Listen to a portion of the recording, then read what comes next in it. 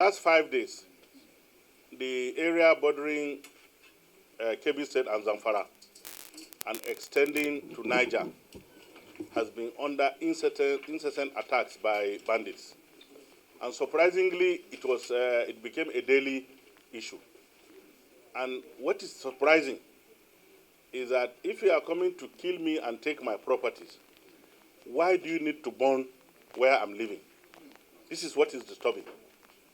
And they come in hundreds with motorbikes.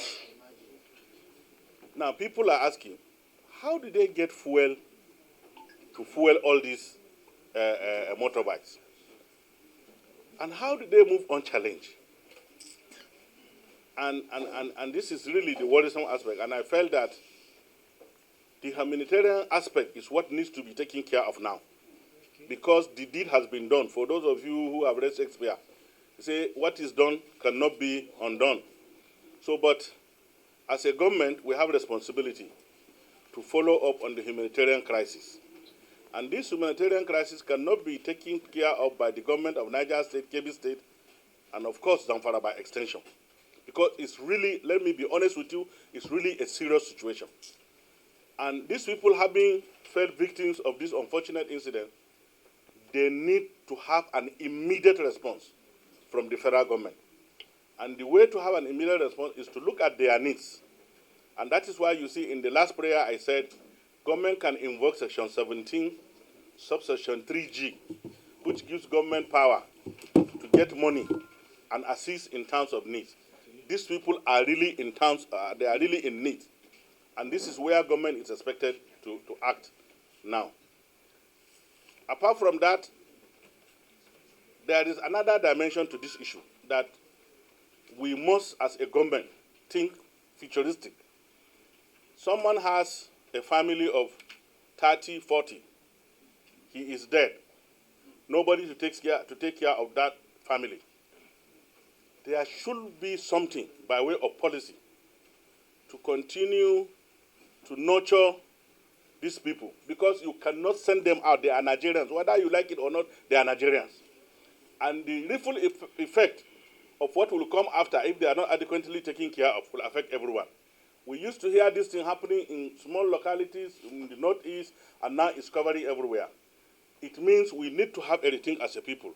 What can we do to prevent the happening now, and then to bring out a policy in future that will take care of this situation? And that necessitated the moving of that motion on the floor of the Senate. As I speak to you today, I have to leave tomorrow to Yauri, which is my constituency, to further assess the situation. I was in Zulu last week with the governor on the same issue. So we really have a humanitarian crisis on ground. And definitely, government must do something about it. Government must do something about it, and it must be immediate. And that is the reason. Thank you very much. I can take questions. Yeah. There are established routes for these bandits. I personally have flown and have followed those routes to make a report to my state government. Personally, it's not that somebody is telling me. I did. Now, when you talk about their movement, they equally have an established route, like I have said. So our worry is that if you give the impression that they have a bunker where they can hide, certainly that explanation cannot hold water for the number of bikes that they use to put in the same bunker.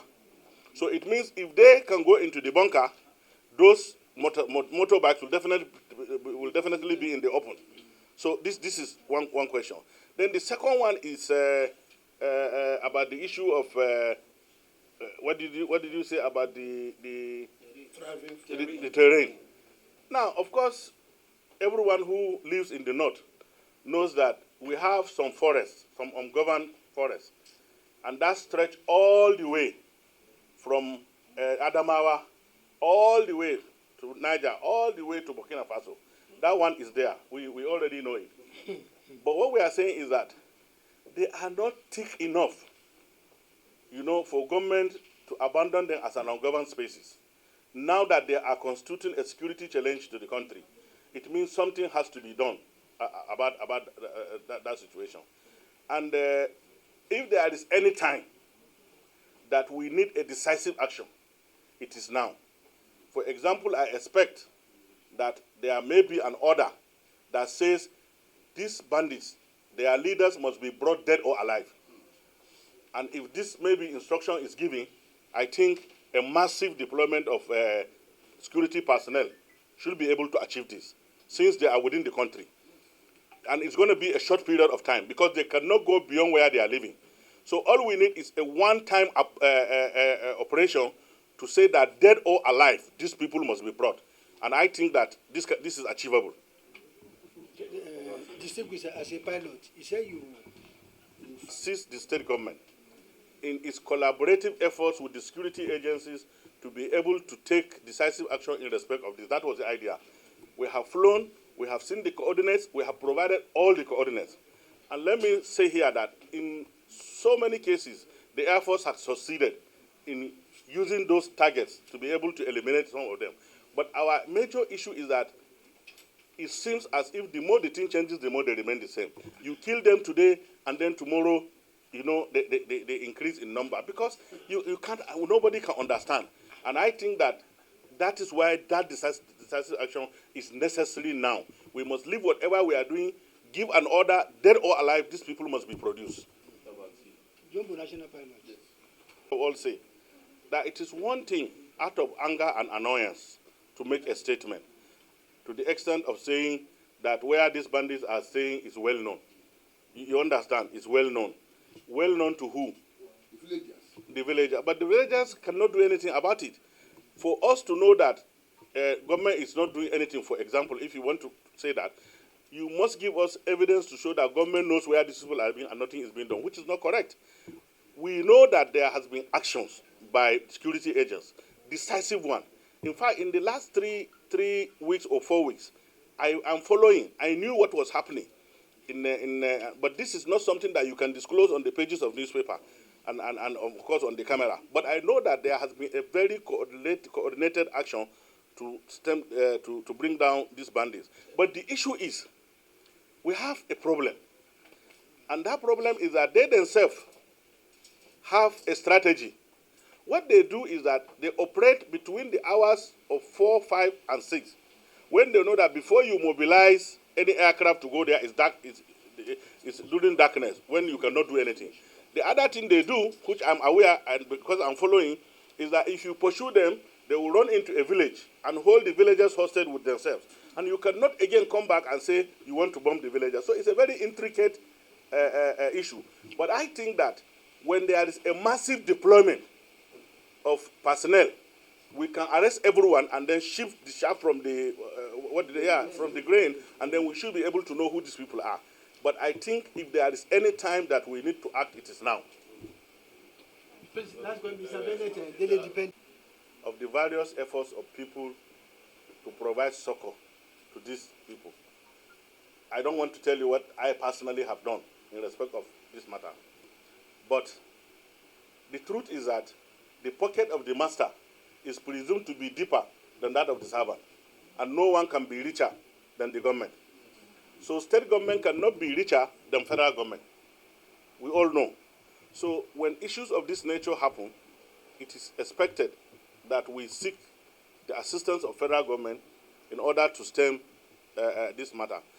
Don't forget that the 3 tiers of government that have been put in place are all targeted to provide welfare to the citizens of the Federal Republic of Nigeria, with each tier having its own role to play. But at the same time, the same constitution says when it goes beyond certain limits, federal government has the responsibility to come in, and the resources are available. So this is where we think that federal government can come in immediately and solve the problem. Now, the driving force for banditry in the north, and that is why I'm a little bit concerned, is cows. Cows. Yes, to rustle cows and then go with the cows. But what should worry every one of you is that there are situations when they will rustle like 2,000, 3,000 cows. They are not eating this. They are selling. They are selling. And they are moving these cows. Who are the buyers? How are they taking? And then you move 200 cows over a period, over like, let's say, 50, 60 kilometers. How do you trek 100 kilometers in a day? Is it easy? So, and then are they saying that after rustling the cows, they will just go with the motorbike and the cows will follow them? There are people following these cows. So I think that our strategy, I belong to a school that believes that the nature and character of a crime to a larger extent will determine the control strategy. So first of all, let us come out with policy that will make it almost impossible to steal a stolen cow. And it is doable. It is doable. If our intelligence unit will wake up in the Kara market that they call, where cows are sold, and then when you bring these cows, you are asked, how did you come by them?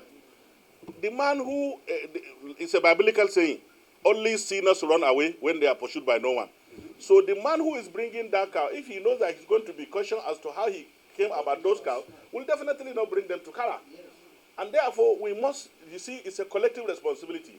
And I hope that people will begin to understand that unless we take this issue seriously and stem it right now, it will be an unruly horse. Nobody knows where it will carry us.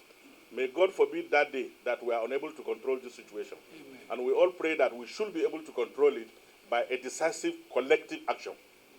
Thank you. Thank you, sir. Thank you, sir.